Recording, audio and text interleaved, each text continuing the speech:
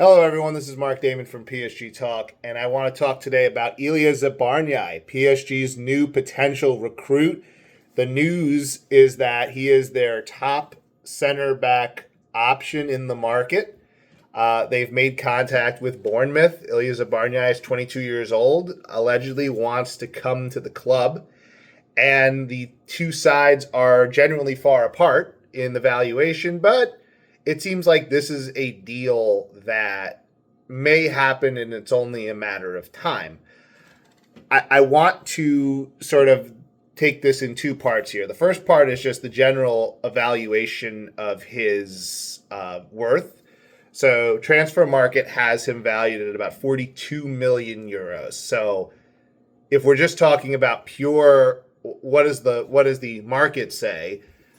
PSG are probably closer to the market value. They didn't pay, 70 million for William Pacho. They paid about 45. So for their logic, Zabarnyi wouldn't be worth much more than William Pacho. And for Bournemouth, I understand it. They've just lost Dean Huijsen, if you say that name right. You just lost him to Real Madrid, and you don't want to have to really lose two center backs if you don't have to. And they're going to want a pretty decent amount. So PSG, also because they're taking him from the Premier League, this might be a situation where PSG have to overpay. And the question then becomes, well, is he the kind of player that's worth overpaying for? And obviously, if, we have to trust Luis Campos and Luis Enrique's ability to scout talent because they've been pretty good at it in the past. And they've just won the Champions League with, a really solid, strong recruitment strategy. And last year, it really was nothing but hits. So, you have to trust that, they have a look at this in their evaluation and when this player can project into our system and onto our roster and become a great, Marquinhos replacement in the future. Now, if we're going just on the film, I think the film is really good, right? You watch the film, and anytime you watch one of these sort of 8-minute YouTube comps, you see a kind of player that is, you see the best of a player. You never see the worst of a player in one of these 5 to 8 minute comp videos. And he looks like a big, 6'2", 179. That's pretty good size. He's not a monster, height-wise. He's not a monster weight-wise. He's not a Virgil van Dijk level sort of physical presence. But you know what he is, and you see it in the video. He's tough. He challenges a lot. I mean, most of the plays on the film were tackles, were challenges. And he's getting his shoulder in there, and he's making difficult challenges in the final third against good attackers and winning. And he's winning these duels, and he's also looking pretty good in his passing game. Good, ability to push the ball forward. He can have a little bit of progressive movement in what he does. But really, it's the physicality and the tackling that really stands out. And I think, I remember a bunch of years back watching film of Thilo Kehrer playing at Schalke, and he had that level of, physicality in his game, and he would just fly into tackles and, almost be out of control. And, you'd wonder if Thilo Kehrer would ever sort of be able to balance it out and become sort of a solid center back. And I guess in a certain way he did. Not at the PSG level, but he was able to sort of make a good career for himself. Zabarnyi seems to be more in control, and his tackling seems to be more in control, but he's just a good, solid physical presence. And again, the film looks pretty good. He's not going to give you much on the offensive end, it doesn't look like. Doesn't seem like he's going to be a guy that's going to win you headers in the box. Not a Sergio Ramos type. But, he has...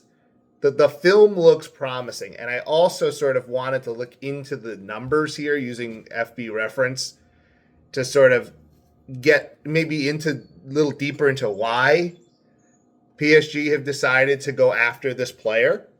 So the first thing I wanted to sort of talk about is the 90s. So basically, the concept is you take the total number of minutes played and divide by 90, and that gives you basically the amount of games that they played. Cumulative over the stretch of the year. So, for example, Virgil van Dijk for Liverpool played about 37 full games. So he never came off the field, right? Like that 37 out of, and you only play 38 Premier League games. So to play 37 basically full games is an absolutely insane level of durability. Marquinhos this year played 19.2. The year before, 17.1. The year, 22-23 was at 30. So what you're seeing is as he starts to hit the later part of his prime and career, those numbers are starting to go down. He was never at any point until, I guess you see 2014, 2015, he got above 20, and he never got below 20 until 23, 24. So that's a solid, consistent stretch. And Ligue 1's a little different in the sense that, there's a bit more rotation going on in some of those games. So it's not apples to oranges. It's not apples to apples. It's more of an apples to oranges kind of deal.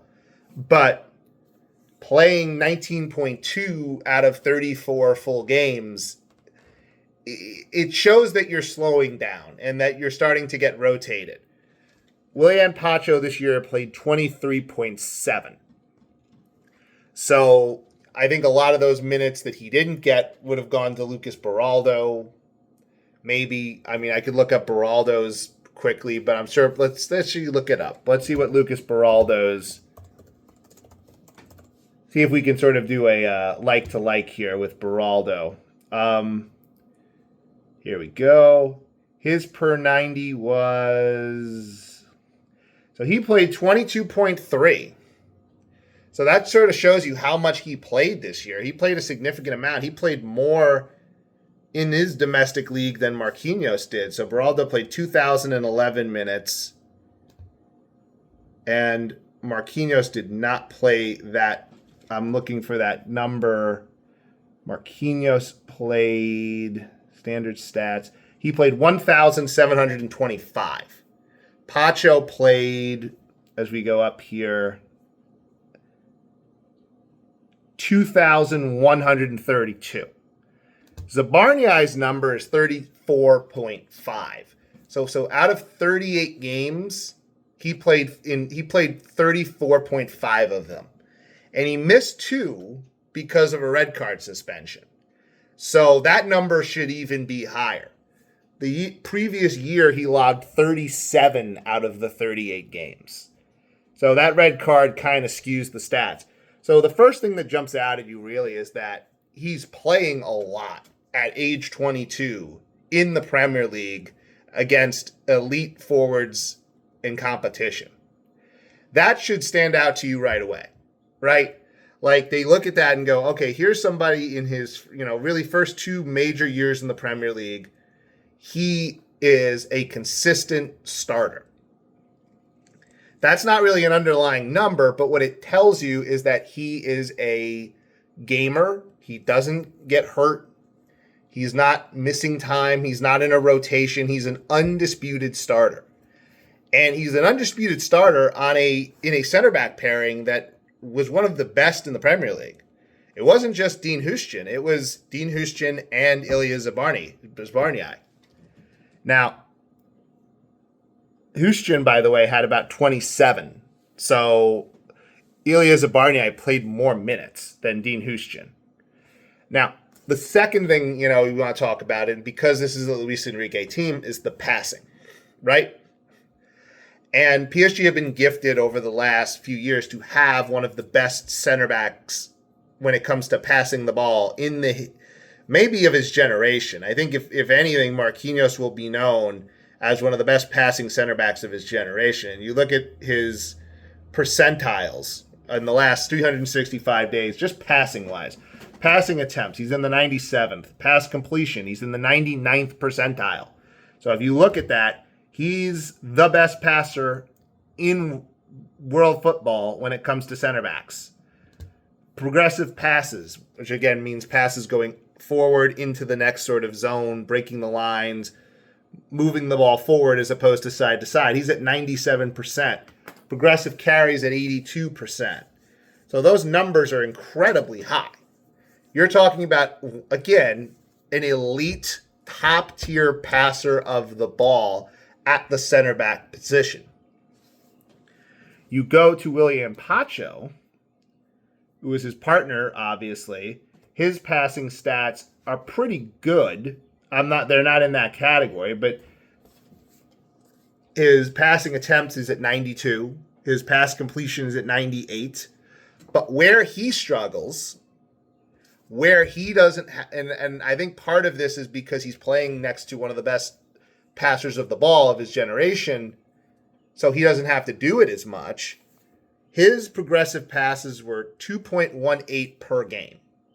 That was William Pacho's number. That's in the 17th percentile. His progressive carries are at 0.15. That's in the 7th percentile. So he's down there with like Juan Herzog, if you ever heard of him.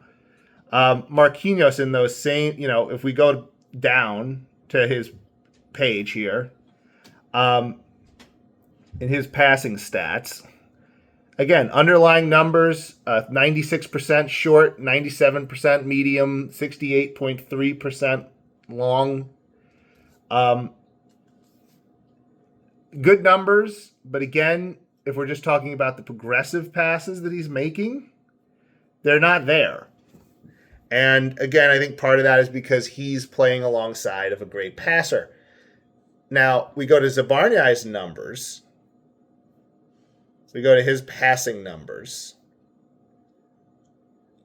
We're looking at definitely a weaker passer if you go into sort of the breaking down of the underlying numbers. So his short passing he had 85.6 in 23-24, 89.2 in 24-25. So not elite, but also not terrible. His medium passing looks encouraging. He's in the 90s in his medium range passing, which is between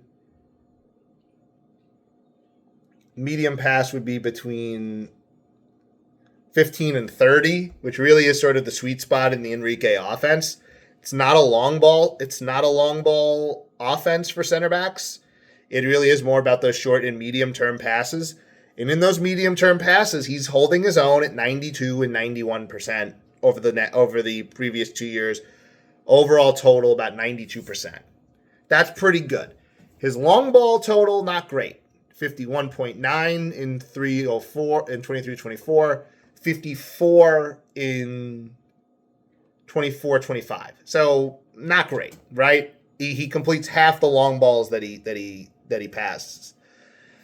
And when you team that with Pacho, where Pacho is at, if we go into his passing stats, we're looking at 48.2% at Eintracht in 23-24, 68.3% in PSG at 24-25. Those stats are not great, but where I think you see the potential, if you go into the deep stats here, his progressive passes and progressive carries, he's got 4.5 progressive passes per game, 0.78 progressive carries. So that puts him in the 70th percentile in both categories, which means he's above the average.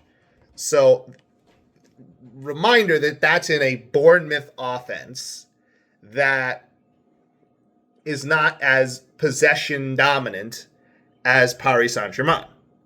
So naturally, just by moving from a team like Bournemouth to a team like Paris Saint-Germain, your passing numbers are going to get better. And I think the underlying numbers are good enough where you can make that projection and say, put him in an offense where he's going to have more time on the ball.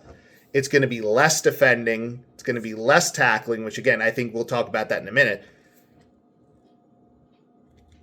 I think those passing stats will go up. So we talk now about, obviously, he's a center back, so we're talking about his defensive actions. So just overall numbers. He's at 1.51 tackles a match. It's 58th percentile. 1.19 interceptions. That's 64th percentile. If you go deeper into his defensive actions, we're looking at number of players tackled. So 23-24, he was at 59. 24-25, he was at 52. Compare that to Willian Pacho, as we pull him up. 62 when he was at Frankfurt, and 56 when he was at PSG. Now, let's pull the Marquinhos stats up. One weakness of the Marquinhos game, not an elite level. He's very selective in his tackles. His tackle numbers per game are good, 1.68, but he's doing less of them. So we go into defensive actions. So we talked about those numbers before. It was 56 for Zabarnyi, 52 for Pacho. It's 30 for Marquinhos in 24-25. The year before was at 19. So he made 19 tackle attempts. So that is interesting to me, right? Like that shows me in the underlying stats, and we go to challenges. He made number of dribblers tackled was 25 this year, 11 last year. So again, these are all domestic stats. We go to Zabarnyi, 23 dribblers tackled in 23-24, 34 in 24-25. Those are pretty high numbers. Pacho was at 31 and 23 respectively. Pacho's blocks are 51 at Frankfurt, 35 at PSG. Zabarnyi, 53 in 23-24, 33 in 24-25. And Marquinhos' block totals were 29 2 years ago and 27 last year. So what does all of this actually mean? I think the projection that Luis Campos is making is that you have a 22-year-old, consistent starter at center back who's played in an elite league, but has played in a system that doesn't necessarily rely on the center backs to be passers in the same way that PSG's system is so possession dominant. And those center backs are on the ball all the time. I think they see it in the film, and I think they see it in the numbers, that Zabarnyi is a player that's capable of playing above where his numbers are right now and becoming an elite passer. Maybe something that Willian Pacho, and I don't necessarily see Pacho as an elite passer. I see him as being a lot of other great things. But I think the idea is when you replace Marquinhos, you're replacing him with a player that can be a really good passer, maybe not an elite passer, but a very good one,